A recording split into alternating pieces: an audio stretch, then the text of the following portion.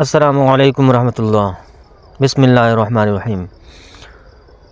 ان قسم کی عورتوں کو کبھی اولاد نہیں ہوتی۔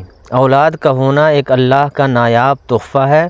اولاد کے حصول خاندان کی نسلی ترقی ہر انسان کی ضرورت پاکیزہ خواہش ہوتی ہے۔ ایک شادی شدہ جوڑے کی خوشیاں اس وقت تک ادھوری رہتی ہے جب تک اس جوڑے کی گود میں اولاد جیسی نعمت موجود نہ ہو۔ بحیثیت مسلمان ہمارا ایمان اور یقین ہے کہ اچھی اور نیک صالح اولاد اپنے والدین کے لیے مغفرت و بخشش کا ایک ذریعہ بھی ہیں۔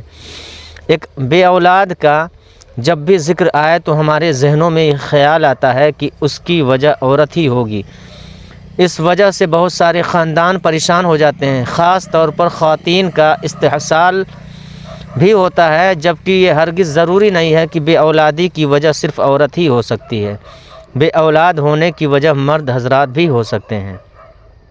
ناظرین، اگر ہم اپنے معاشرے میں دیکھیں تو وہ عورت ہمیں بہت مطمئن دکھائی دیتی ہیں جس کی اولاد ہوتی ہے، جبکہ اس کے مقابلے میں دوسری عورت کو دیکھا جائے جس کی اولاد نہیں ہوتی، اس کے لیے زندگی خوشگوار گزارنا ایک ناممکن سی بات دکھائی دیتی ہے۔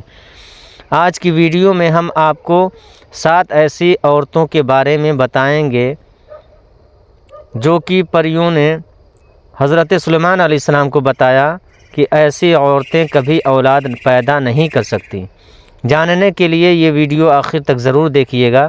ناظرین، یہ واقعہ کچھ اس طرح سے ہے کہ ایک دفعہ کا ذکر ہے کہ حضرت سلیمان علیہ السلام تخت پر بیٹھے تھے کہ کچھ 5 عورتوں کی جماعت ان کے پاس آئی اور ان سے سوال کرنے لگی کہ حضرت سلیمان علیہ السلام ہمیں بتائیں کہ آخر کیا وجہ ہے کہ ہمارے ہاں فرزند پیدا نہیں ہوتے۔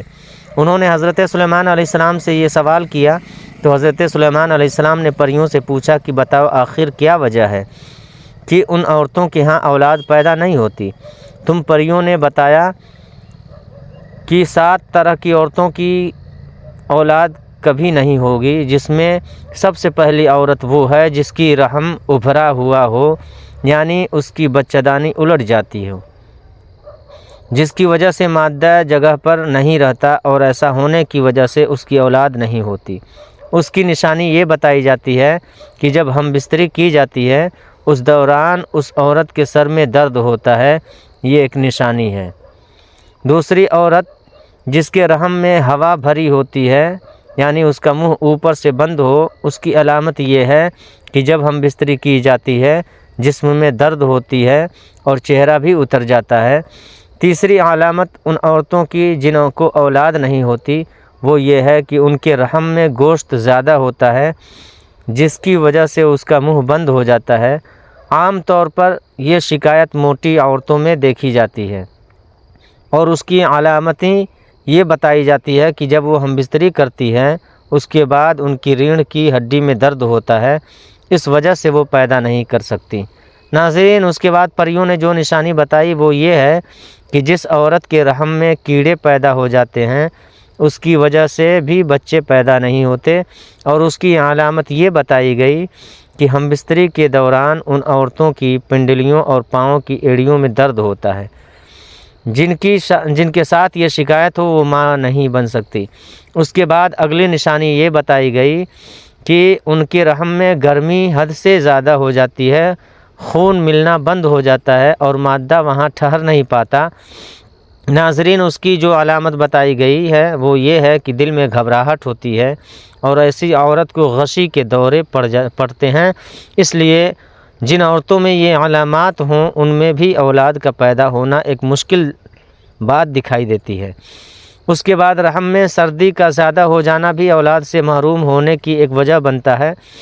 اس کی نشانی یہ بتائی گئی ہے کہ ایسی عورت کے سینے میں درد رہتا ہے، اور یہ نشانی ان پریوں نے بتائی۔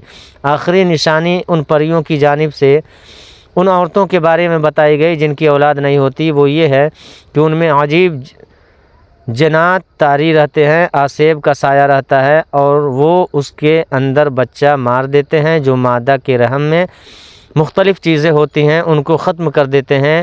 ناظرین، اس کی نشانی یہ ہے کہ اسے ہم بستری کرتے ہوئے درد محسوس نہیں ہوتا اور نہ ہی ہم بستری کرتے ہوئے اس سے لذت محسوس ہوتی۔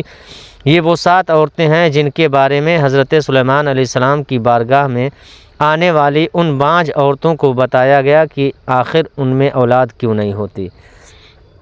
ناظرین، صرف عورتوں ہی میں بانجھپن نہیں ہوتا، مردوں میں بھی بانجھپن ہوتا ہے۔ مردانہ بانجھپن سے مراد مرد کی صحت کا کوئی بھی ایسا مسئلہ ہو سکتا ہے جو اس کی خاتون ساتھی کے حاملہ ہونے کے امکانات کو کم کرتا ہے۔ 100 میں سے 13 جوڑے غیر محفوظ جنسی تعلقات کے باوجود حاملہ نہیں ہو پاتے۔ مردوں اور عورتوں میں بانجھپن کی بہت سی وجوہات ہو سکتی ہیں۔ بانجھپن کے 1/3 سے زیادہ معاملات میں مسئلہ مرد کے ساتھ ہی ہوتا ہے۔ یہ اکثر مرد کے سپرم کی کم پیداوار یا سپرم کی ترسیل کے ساتھ مسائل کی وجہ سے ہوتا ہے۔ بالغ صحت مند سپرم نہ بنا پانا بہت سی چیزوں پر منحصر ہوتا ہے۔ مسائل خلیات کو نطفہ بننے سے روک سکتے ہیں۔ مسائل منی کو انڈے تک پہنچنے سے روک سکتے ہیں۔ مردانہ بانجھپن کی بنیادی وجوہات یہ ہیں کہ سپرم کی خرابی۔ سب سے زیادہ عام مسائل میں نطفہ بنانے کے مسائل ہوتے ہیں، جیسے بعض اوقات بہت کم تعداد میں بنتا ہے یا بنتا ہی نہیں ہے۔ طرز زندگی کے انتخاب سپرم کی تعداد کو کم کر سکتے ہیں، جیسے تمباکو نوشی، شراب پینا اور کم دوائیں لینے سے بھی سپرم کی تعداد کم ہو سکتی ہے۔ مردانہ اعضاء کی بیماری میں رگیں سوج جاتی ہیں۔ یہ بانجھ مردوں میں زیادہ عام ہوتی ہے اور خون کی مناسب نکاسی کو روک کر سپرم کی نشوونما کو نقصان پہنچاتے ہیں۔ اندرونی انزال اس وقت ہوتا ہے جب منی جسم میں پیچھے کی طرف چلی جاتی ہے، وہ عضو تناسل سے باہر نکلنے کے بجائے آپ کے مثانے میں چلی جاتی ہے۔ ایسا اس وقت ہوتا ہے جب آپ کے مثانے کے اعصاب اور پٹھے جنسی عمل کے دوران بند نہیں ہوتے ہیں۔ منی میں نارمل سپرم ہو سکتا ہے، لیکن منی عضو تناسل سے خارج نہیں ہوتی، اس لیے یہ اندام نہانی تک نہیں پہنچ سکتی۔ یہ بیماری ادویات یا اعصابی نظام کی صحت کے مسائل کی وجہ سے ہو سکتی ہے۔ علامات میں انزال کے بعد ابر آلود پیشاب اور خشک انزال ہو سکتے ہیں۔ بعض اوقات مرد کا جسم ایسے جراثیم بناتا ہے جو اس کے اپنے سپرم پر حملہ کر دیتے ہیں۔ جراثیم اکثر چوٹ، سرجری یا انفیکشن کی وجہ سے بنتی ہیں۔ وہ نطفہ کو حرکت اور عام طور پر کام کرنے سے روکتے ہیں۔ یہ جراثیم سپرم کے لیے انڈے میں داخل ہونا مشکل بنا سکتے ہیں۔ ناظرین، یہ تھی کچھ ایسی وجوہات جو بے اولادی کے سبب بنتی ہیں۔ ناظرین، ہم دیکھیں تو عورتوں کو اس حوالے سے دیکھا جاتا ہے، قصوروار ٹھہرایا جاتا ہے، جبکہ ایسا نہیں ہے۔ عورتوں کی بجائے کبھی مردوں میں بھی نقصان ہوتا ہے، لیکن ہمارا معاشرہ اس چیز کو ماننے سے قاصر دکھائی دیتا ہے اور اس بات کو تسلیم نہیں کیا جاتا، جو کہ بالکل ایک غلط بات ہے۔ بے اولادوں کے لیے انتہائی مجرب وظیفہ، قرآنی وظیفہ آپ کو بتا دیتے ہیں۔ جو میاں بیوی اولاد کی نعمت سے محروم ہوں اور ڈاکٹر، حکیم و طبیب علاج سے عاجز آ چکے ہوں، ان کو چاہیے کہ وہ اللہ تعالیٰ پر کامل بھروسہ کرتے ہوئے انتہائی توکل اور یقین کامل کے ساتھ روزانہ صبح و شام بوقت نماز فجر اور بعد نماز مغرب 21 مرتبہ اس آیت مبارکہ کا وظیفہ کریں اور اللہ تعالیٰ سے اولاد صالح پیدا ہونے کی دعا کریں۔ یاد رکھیں، اس عمل مبارک سے پہلے اور آخر میں 11 مرتبہ درود ابراہیمی پڑھنا ہے۔ انشاءاللہ اولاد نرینہ پیدا ہوگی۔ اور قرآنی عمل مبارک یہ ہے جو کہ قرآن حکیم کی پارہ نمبر 21 سورہ سجدہ کی آیت نمبر 7 سے 9 ہے، جسے میاں بیوی نے پڑھنا ہے جو ان مشکلات سے دوچار ہیں۔ اس آیت کا ترجمہ کچھ اس طرح سے ہے: وہ ذات جس نے جو چیز بنائی موضوع ترین بنائی اور انسان آدم علیہ السلام کی پیدائش کی ابتدا مٹی سے فرمائی، پھر اس کی نسل حقیر پانی کے نچوڑ مادہ حیات سے پیدا کی، پھر اس نسل کے اعضاء کو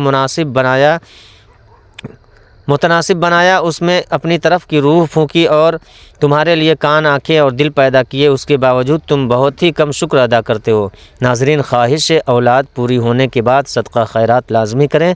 اللہ پاک تمام بے اولاد کو نرینہ اولاد عطا فرمائے اور ہمیں پرسکون صحت مند زندگی عطا فرمائے، آمین بجاہ یا سید المرسلین۔ ناظرین، کمنٹ باکس میں اللہ کے 99 ناموں میں سے ایک نام ضرور ٹائپ کریں۔ السلام علیکم ورحمۃ اللہ وبرکاتہ۔